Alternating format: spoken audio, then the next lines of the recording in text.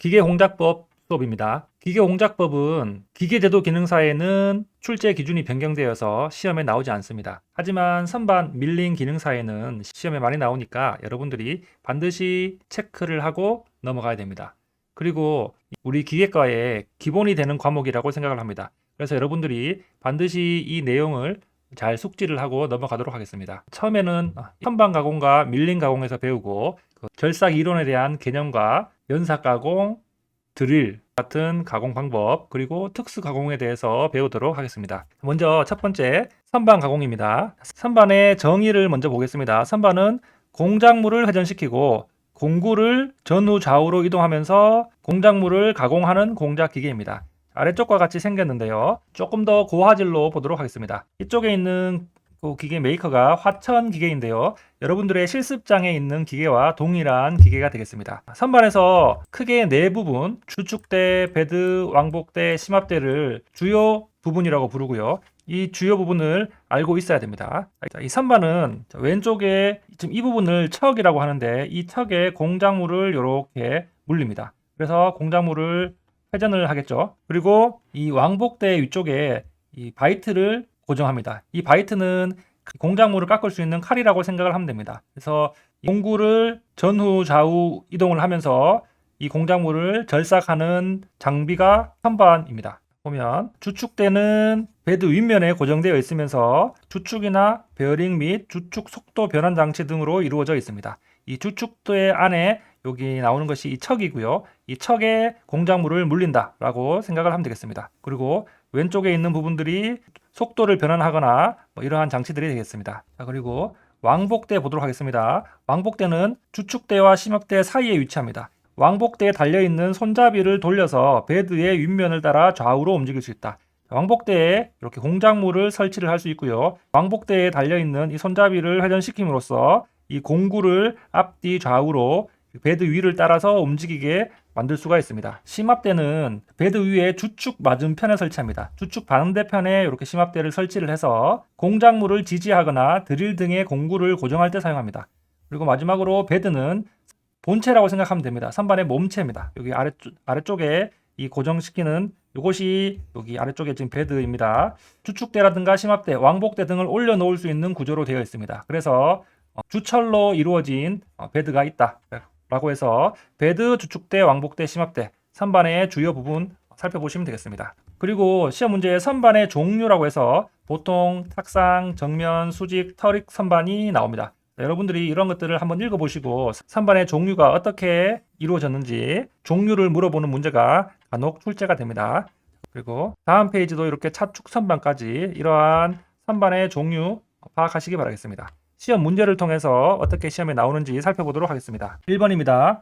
공작물은 회전 운동을 하고 공구는 직선 운동을 합니다. 그래서 내경, 외경, 나사 가공을 하는 가공 방법은 저희가 설명한 선반 작업 되겠죠. 2번은 선반을 설계할 때 고려할 사항으로 틀린 것은 1, 2, 3번 읽어보시고 4번은 마모가 크면 안 되겠죠.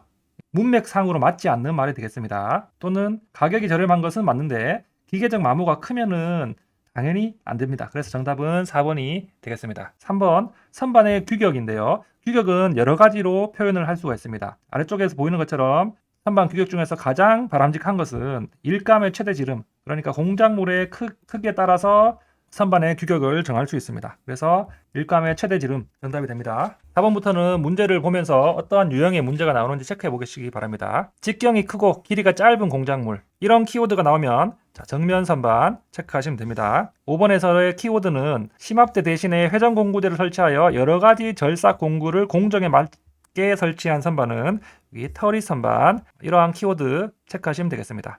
6번 선반의 종류별 용도에 대해서 틀린 것은 여기 4번의 대형 공작물은 탁상 선반이 아니죠. 아랫부분에 이렇게 중량이 큰 공작물 이런 것들처럼 수직 선반으로 가공을 하면 되겠습니다. 4번부터 6번까지 이런 식으로 문제가 나올 수 있으니 여러분들이 선반의 종류 체크해 보시기 바라겠습니다. 7번에 선반의 4대 주요부로 짝지어진 것은 아까 전에 살펴본 대로 주축대, 심압대, 왕복대, 베드입니다. 주요 구성 부분이 아닌 것은 여기서 회전 테이블 바로 나올 수 있겠죠. 9번에 아래쪽에 보면은 왕복대 구성 요소로 거리가 먼 것이 나옵니다. 왕복대 안에도 여러 가지 부품들이 들어가는데 일단 베드는 누가 봐도 아니죠. 이것은 선반의 주요 부품이기 때문에 4번이 아닙니다. 여기 공구대, 에이프런, 새들 이런 것들이 주요 왕복대의 구성 품목이 되겠습니다. 그래서 세로 이송 핸들을 돌리면 좌우로 움직이고요. 그리고 공구대 이송 핸들을 움직이면 앞뒤로 움직이게 됩니다. 10번에 선반의 주축대에 대한 설명으로 틀린 것은 4번에 주축은 강도와 경도를 높이기 위해서 중실축으로 만든다. 이것은 무게를 줄여주기 위함이고 그리고 긴 공작물을 넣기 위해서 중실축으로 만드는 것이지 강도와 경도를 높이기 위한 것은 아닙니다. 그래서 1, 2, 3번 한번 읽으면서 체크를 해주기 바라겠습니다. 자, 11번 선반에서 새들과 에이프런으로 구성되어 있는 부분은 왕복대의 주요 부품입니다. 나사 가공 시에 분할 너트는 어느 부분에 부착되어 있는가? 여기 왕복대에 부착되어 있습니다. 13번 왕복대를 이루고 있는 것은 새들과 에이프런 이런 식으로 문제를 풀 수가 있습니다. 14번에 왕복대 구성품이 아닌 것은 당연히 여기 베드는 주요 부품이라고 했죠. 아까랑 비슷한 문제입니다. 여기 선반에 베드를 주조한 후에 수행하는 시즈닝의 목적으로 시즈닝의 목적은 내부 응력 제거가 되겠습니다. 깊숙하게 알 필요는 없고요. 베드를 주조를 하게 되면 이 주철로 베드를 만드는데 내부에 열에 의한 응력이 남아 있습니다. 즉 뒤틀림 현상이 발생합니다. 그러기 위해서 시즈닝을 해줍니다. 시즈닝이라고 하는 것은 가열하고 나서 서서히 냉각을 하는 그런 열처리라고 생각을 하면 되겠습니다. 그 다음에 주축대 내부의 테이퍼로는 모스 테이퍼가 사용됩니다. 이 모스 테이퍼 잘 기억을 하세요. 이 테이퍼라고 하는 것은 이런 식으로 각이 져 있는 것을 테이퍼라고 합니다. 주축대 내부는 모스 테이퍼가 된다. 여기 심압대 테이퍼도 모스 테이퍼. 그래서 선반에서는 모스 테이퍼가 나오면 답일 확률이 높습니다. 18번 주축에 대한 설명으로 끝부분은 자콥스 테이퍼의 구멍으로 되어 있다. 자, 아까 전에 뭐라고 했나요? 모스 테이퍼라고 했죠. 자콥스 테이퍼는 기울기가 좀 급하고 짧은 거라고 하면 모스 테이퍼는 기울기가 완만하고 좀 긴 테이퍼라고 생각을 하면 이해하기가 쉬울 것 같습니다. 그래서 자콥스 테이퍼는 드릴 척이라든가 이런 것에 많이 사용이 됩니다. 주축을 준공으로 한 이유로 틀린 것은 여러 가지 이유가 있지만 3번과는 해당 사항이 없죠. 지름이 큰 재료를 만들려고 하면은 주축을 준공으로 하는 것이 아니라 척의 크기를 크게 해야 되겠죠. 그래서 정답은 3번이 됩니다. 선반 가공의 종류. 선반 가공의 종류는 이런 식으로 나오는데 여러분들이 보면서 이해를 하면 되겠습니다. 기본적으로 외경 가공의 원통, 단면, 홈 가공이 있고요. 내경 가공의 구멍, 보링 이런 것들이 있고 테이퍼는 각이 져 있는 것을 절삭을 하는 것이고요. 바이트로 나사 가공도 할 수 있고 널링은 손잡이처럼 이렇게 까끌까끌한 부분을 만드는 것이고요. 총형 가공은 2개 이상의 작업을 동시에 하는 바이트, 총형 바이트를 넣고 하는 것이 되겠습니다. 문제는 이런 식으로 나옵니다. 선반을 이용한 가공의 종류 중 거리가 먼 것은 더브테일 가공은 밀링에서 사용합니다. 더브테일이라고 하는 것은 보통 선반의 베드와 왕복대를 고정하는 부분인데요. 더브테일 커터로 사용이 되고 예를 들어서 이런 식의 형상을 더브테일 형상이라고 합니다. 이런 식으로 각이져 있습니다. 이번에 선반에서 할 수 없는 작업, 인덱싱 작업은 선반에서 할 수가 없습니다. 드릴로 구멍을 뚫고 보링으로 구멍을 넓히고 널링으로 까끌까끌하게 만든다 할 수 있고요. 인덱싱 작업은 예를 들어서 이 원통의 일정한 각도만큼 자를 수 있는 그러한 작업이 되겠습니다. 3번에 선반 작업에서 가공할 수 없는 것은 기어는 기어 전용 가공기라든가 기어 전용 가공이나 호빙 머신 등등을 사용을 합니다. 4번은 미끄러짐을 방지하기 위한 것 널링 가공, 이렇게 널링 바이트가 있습니다. 그리고 선반용 절삭 공구를 알아보도록 하겠습니다. 대표적으로 선반용 절삭 공구를 바이트라고 합니다. 바이트는 자루와 날 부분으로 이루어져 있습니다. 그래서 크기는 폭, 높이, 길이로 나타내는데 바이트에서 중요한 것은 바이트의 주요 각도가 중요합니다. 조금 더 좋은 화질의 그림을 보면 여기 윗면 경사각과 옆면 여유각 그런 것들이 중요합니다. 윗면 경사각과 옆면 경사각이 클수록 절삭성이 좋고 칩의 유출이 잘 되어서 공작물 표면도 깨끗하다. 날 끝은 약하게 됩니다. 그래서 윗면 경사각은 공작물에서 이렇게 바이트가 있을 때 이런 각도를 윗면 경사각이라고 한다. 이런 것들 참고를 해보시면 되겠고 여기에 윗면 경사각과 여유각을 한번 읽어보시기 바랍니다. 바이트에도 여러 가지 종류가 있는데 옛날에는 단체 바이트라고 해서 날과 자루가 같은 재질로 이루어져 있어서 절삭 날이 무디어지면 통째로 갈아야 됩니다. 하지만 요즘에는 클램프 바이트를 많이 사용하는데 절삭 날이 무디어지면 날 부분만 여기 인서트 팁이라고 해서 날만 바꾸면 되는 것입니다. 아래쪽에 보면 여기 아래쪽에 클램프 바이트에서 이렇게 날인 인서트만 교체해서 수정을 쓸 수가 있는 것입니다. 그래서 바이트의 자루는 계속 쓰는 거죠. 그럼 조금 더 효율적으로 쓸 수가 있습니다.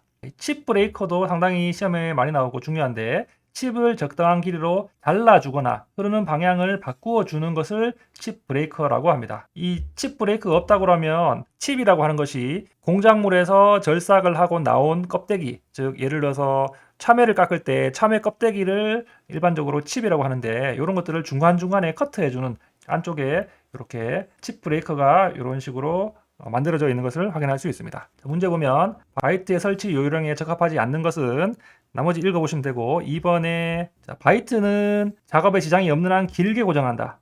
틀린 말이고 되겠고요. 짧게 고정해도 되지 않고 길게 고정해도 되지 않습니다. 바이트는 적당하게 고정을 해야 됩니다. 적당하게 고정을 해야지 진동도 일어나지 않고요. 왕복대 위에 바이트를 길게 고정을 하면은 진동이 일어나서 바이트가 날아가게 됩니다. 그렇기 때문에 정답은 2번 됩니다. 2번에 바이트의 구조에 따라 분류할 때 틀린 것은 분리 바이트는 없었죠. 그래서 단체, 팁, 클램프 바이트가 있었고 인선과 자루가 같은 재질로 되어 있는 것 단체 바이트였죠. 4번에 선반으로 공작물을 가공하면은 열이 많이 발생합니다. 그래서 이때 열을 측정하는 방법으로 거리가 먼 것은 그래서 1, 2, 3번 이런 방법이 있다. 눈여겨 체크를 해주기 바랍니다. 수은 온도계에 의한 측정 방법은 틀린 말입니다. 그래서 칩의 색깔 또는 칼로리미터, 열전대에 의한 방법으로 열을 측정을 합니다. 바이트에 관한 설명으로 틀린 것은 나머지 맞는 말 다 체크를 해보시고 정답은 3번 됩니다. 뭐가 틀렸냐? 칩을 연속적으로 길게 흐르게 하기 위해서 칩 브레이커를 준다. 칩 브레이커라고 하는 것은 칩을 적당한 위치로 잘라주는 것이 칩 브레이커죠. 그래서 정답은 3번이 됩니다. 6번 바이트의 각도 중에서 옆면 및 앞면과 가공물과의 마찰을 줄이기 위한 각도는 여유각 이것이 됩니다. 7번에 바이트에 여유각을 주는 가장 큰 이유 바이트의 끝과 공작물 사이의 마찰을 줄이기 위하여서 여유각을 주고 있습니다. 바이트의 밑면에 평행한 수평면과 경사면이 형성하는 각도는 경사각이 되고요. 공작물의 표면 거칠기와 정밀도에 영향을 미치는 요소로 거리가 먼 것은 결삭률을 사용한다든가 속도를 적절하게 한다든가 깊이를 얕게 한다든가 이런 것들은 표면 거칠기 즉 조도가 좋아지는데 칩 브레이크는 표면 거칠기와는 상관이 없습니다. 10번에 연속적으로 흘러나오게 되면 위험하니까 칩을 짧게 끊어주기 위한 방법은 칩 브레이커를 사용을 합니다. 테이퍼 가공. 테이퍼라고 하는 것은 각이 져 있는 것이라고 하는데요. 그래서 이 공식을 반드시 암기하기 바랍니다. 심압대의 편의량을 구하는 공식입니다. 그러니까 심압대를 약간 편의시키는데 이 값을 물어보는 것이 많이 나오고요. 편의량 E는 이렇게 외우세요. 2L분의 라지 L입니다. 이 스몰 L은 테이퍼 부분의 길이를 L이라고 하고요. 라지 L은 공작물 전체의 길이를 L이라고 합니다. 그래서 작은 길이가 분모에 가고요. 큰 길이가 분자에 갑니다. 그렇게 적어주고 그리고 갈로하고 D-D를 곱해줍니다. 요 D는 테이퍼의 큰 지름에서 작은 지름을 빼준다 라고 생각을 하면 되겠습니다. 그래서 이 공식을 외워주면 되겠습니다. 이 공식 시험에 많이 나오니까 E는 2L분의 라지 L D-D 이렇게 암기를 해서 문제를 풀면 이것은 계산 문제가 아니라 그냥 산수 문제입니다. 그리고 복식 공구대를 회전시켜서 가공하는 것은 길이가 짧고 테이프 각이 큰 공작물을 이런 식으로 나왔을 때 복식 공구대를 회전한다 라고 암기를 하면 됩니다. 그리고 공식은 아래쪽에 나오니까 한번 참고를 해보시면 되겠습니다. 여기서 탄젠트 알파 값이 여기 2L분의 D-D입니다.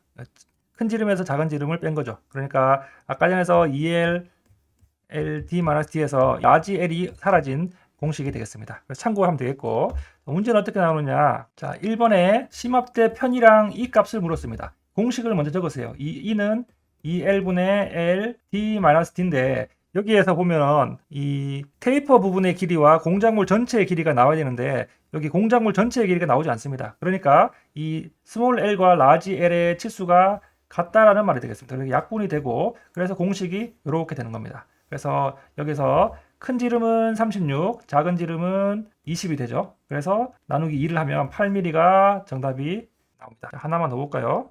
이번에 편의량 구하는 문제입니다. E는 2L분의 라지 L, 라지 D 마이너스 스몰 D 이렇게 하는데 여기서 2 곱하기 테이프 부분의 길이가 여기 테이퍼진 부분인 100mm죠. 그래서 100이고요. 분의 라지 L은 자 여기 전체 길이가 라지 L이니까 100에서 40을 더한 140 되겠죠. 140 곱하기 큰 지름은 30, 작은 지름은 20이니까 30 빼기 20 이렇게 해서 계산기로 계산을 하면 됩니다. 그러면 정답은 5mm 이렇게 나옵니다. 뒷페이지에 3번에도 다 똑같은 문제니까 여러분들이 직접 한번 풀어보시기 바랍니다. 6번이 조금 특이한 문제인데 6번에서 복식 공구대가 나왔으니까 아까 전에 살펴본 탄젠트 알파는 이렇게 나오고요. 그래서 스몰 L이 48, 라지 D는 25, 라지 D는 45, 스몰 D는 25 이렇게 해서 계산을 하면 0.208이 나옵니다.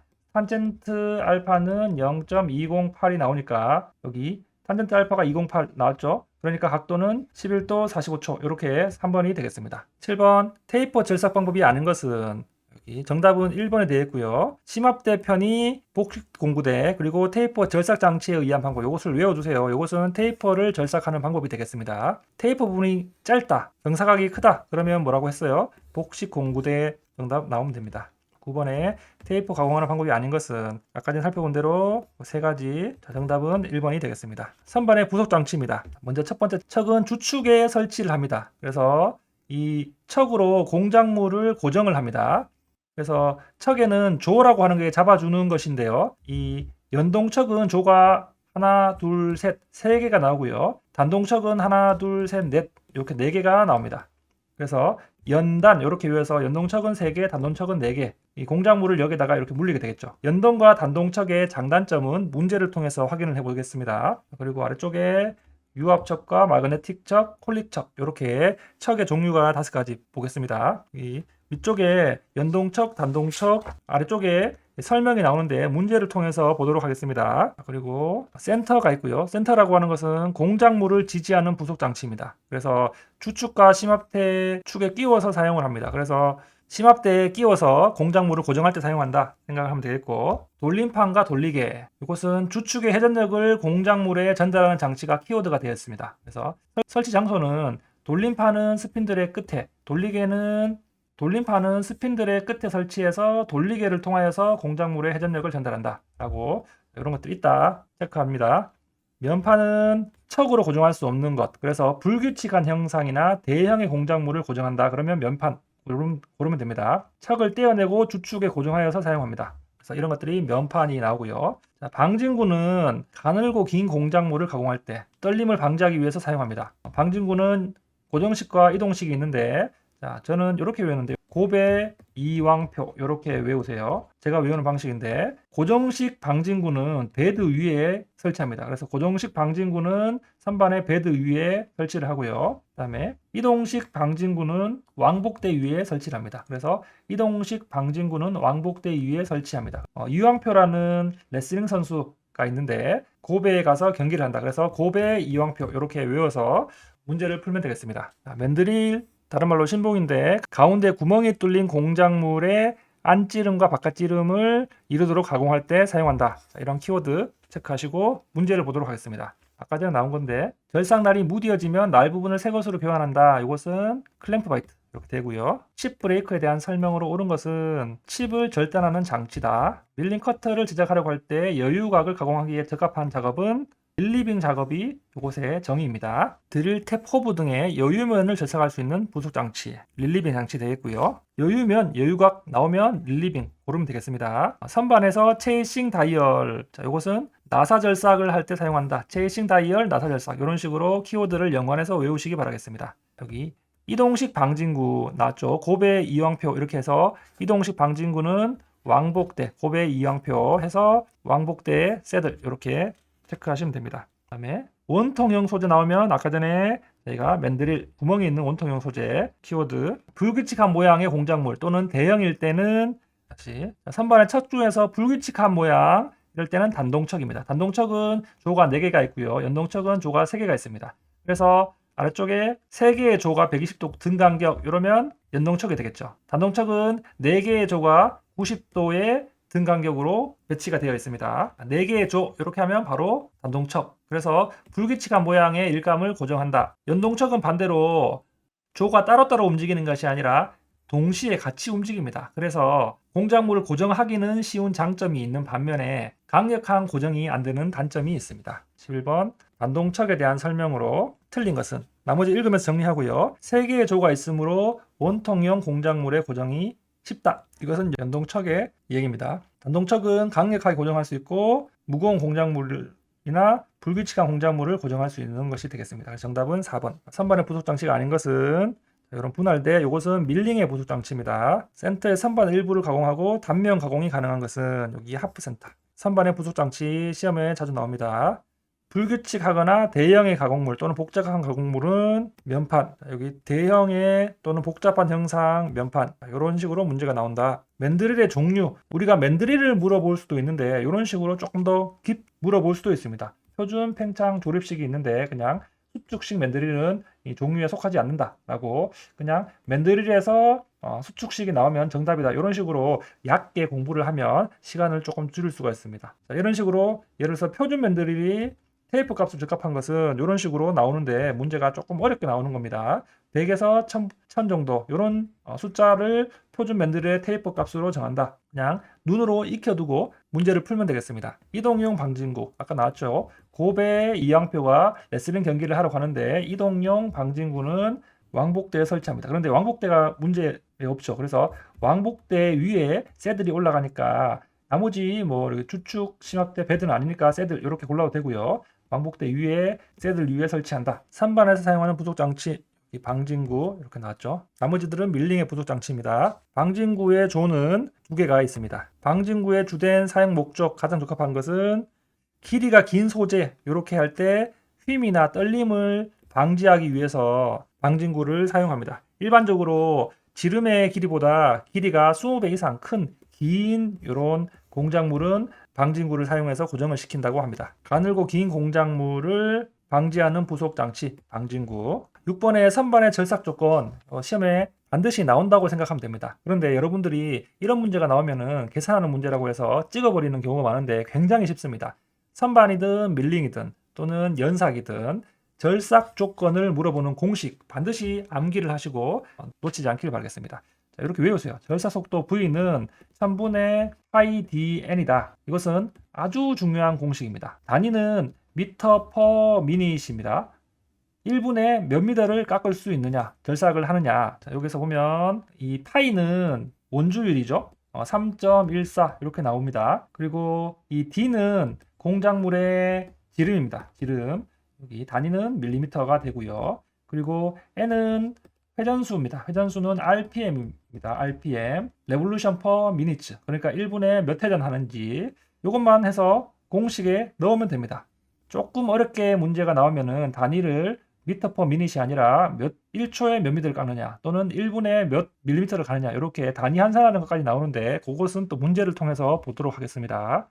자, 이 공식을 알면은 n을 남기면 회전수를 구하는 공식은 1000이 위로 가고요. 1000 곱하기 v는 파이 곱하기 d 이런 식으로 해서 여기서 변형을 해서 회전수를 계산하는 공식을 뽑아낼 수도 있습니다. 그래서 공식 하나만 외워놓으면은 여러분들이 모든 문제를 풀 수가 있습니다. 절삭 속도 상당히 중요하고요. 이송 속도는 피드라고 부릅니다. 공작물이 1회전을 할 때 바이트가 직선으로 이동하는 거리, 그래서 밀리미터 퍼 레볼루션이라고 합니다. 1회전, 레볼루션이 회전입니다. 회전을 할 때 바이트가 직선으로 몇 밀리미터를 이동을 해서 절삭을 하는지 나타나는 게 이동이고요. 피드 값이고요. 절삭 깊이는 1회에 깎아내는 깊이를 절삭 깊이, 그러니까 공구가 얼마만큼의 공구가 이러한 공작물을 가공을 하는데 어느 만큼 깊이로 가공을 하느냐에 따라서 절삭 깊이는 공작물이 회전을 하는데 이 공구가 이렇게 직선 운동을 해서 이쪽 부분을 깎아내겠죠. 깎아내는데 한 번에 얼만큼 깊숙하게 들어가서 깎아내는지를 나타내는 것이 절삭 깊이입니다. 그러니까 참외를 깎는데 칼이 참외 깊숙이 들어가느냐 얇게 들어가느냐 이런 것들이 되겠죠. 비유를 하자면 문제 보도록 하겠습니다. 고속 절삭을 할 때 장점, 조도가 감소된다. 이것이 됩니다. 그래서 절삭 속도가 빨라지면은 표면 조도가 감소되는 것이 아니라 조도가 거칠기인데 거칠기가 좋아집니다. 그 다음에 구성인선이 억제되고 능률이 향상되고 가공 변질층이 감소된다. 자, 이거 이렇게 눈으로 익혀두고 우리가 뒤쪽에 절삭 이론을 할 때 조금 더 구체적으로 배우도록 하겠습니다. 1회전당 이송량, 2번 밀리미터 퍼 레볼루션. 조금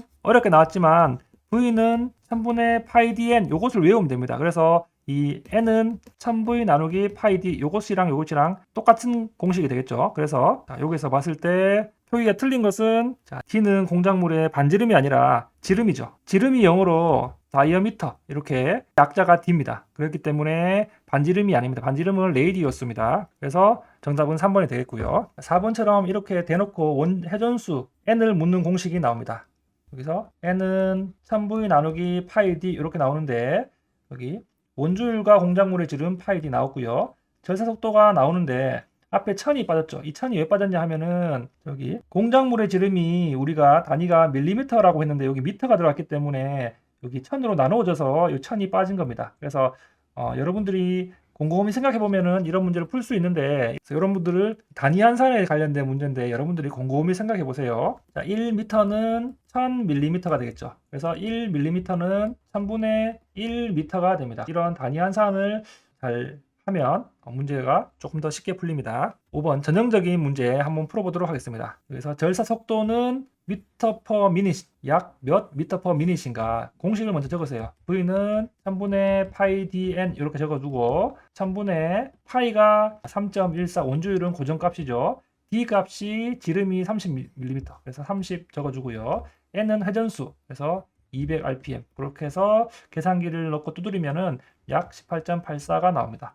이런 계산값은 여러분들이 CBT 시험을 치러 가면 왼쪽 아랫부분에 계산기 아이콘이 있습니다. 그래서 그 계산기에서 그냥 넣고 계산을 하면 됩니다. 계산기가 이런 식으로 나와서 여기 나오고 뭐 1, 2, 3, 4, 5, 6, 7, 8, 9 이렇게 나오는데 곱하기는 이 아이콘이 곱하기입니다. 그럼 나누기는 이렇게 생각하면 됩니다. 그래서 이 아이콘을 몰라서 못 푸는 사람들이 있습니다. 이것은 곱하기, 이것은 나누기입니다. 그래서 이런 아이콘들도 한번 눈여겨보시기 바랍니다. 9번 하나 풀어보도록 하겠습니다. 9번에 회전수 RPM을 물어보는 겁니다. 그래서 먼저 적으세요. V는 1000분의 파이 dn 이것을 외우고요. 그러면 여기서 n 회전수는 1000V 나누기 파이 d로 바꿀 수가 있죠. 자, 그러면 1000 곱하기 V 절사 속도가 얼마입니까? 여기 150m per minute이니까 150 나오고요. 나누기 파이는 3.14로 고정이 되어 있죠. 요 D 값은 지름 값입니다. 여기 지름이 120mm, 길이가 340인데 이 길이 값을 사용하지 않는다라는 것을 알아두시면 됩니다. 지름 값이 120mm, 그래서 120을 넣어주면은 398.089 이렇게 나옵니다. 그래서 나머지 것들 여러분들이 꼭 한번 풀어보시기 바랍니다. 어렵지 않으니까 절삭 속도가 또는 회전수가 나오는 문제는 반드시 맞춰야 되는 겁니다. 1회전 하는 동안 바이트의 길이 방향으로 이동하는 거리는 이송이죠. 밀리미터 퍼 레볼루션. 이것이 피드 값입니다. 13번에 이론상 최대 높이 거칠기 이것도 간혹 시험이 나오는데 이 거칠기 H 값은 8R분의 S 제곱입니다. 그래서 R은 여기서 바이트 노즈의 반지름이고요. S는 이송값이 되겠습니다. 그래서 이 공식을 하나 알고 있으면 굉장히 쉽게 풀리겠죠.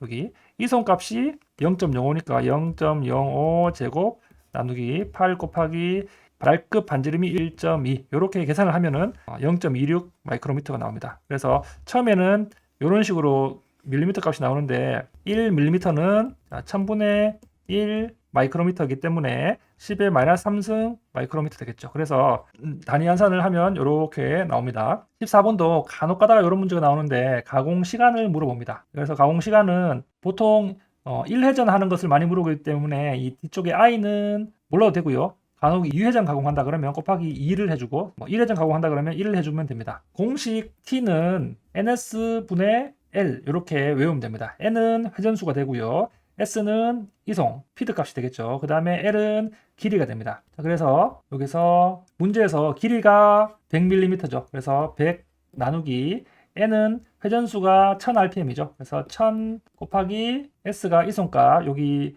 이송 속도가 0.15 나오죠. 0.15 이렇게 하면은 이게 0.0666 이렇게 나옵니다. 그래서 정답은 2번 되겠습니다. 이상으로 선반 수업을 마치도록 하겠습니다.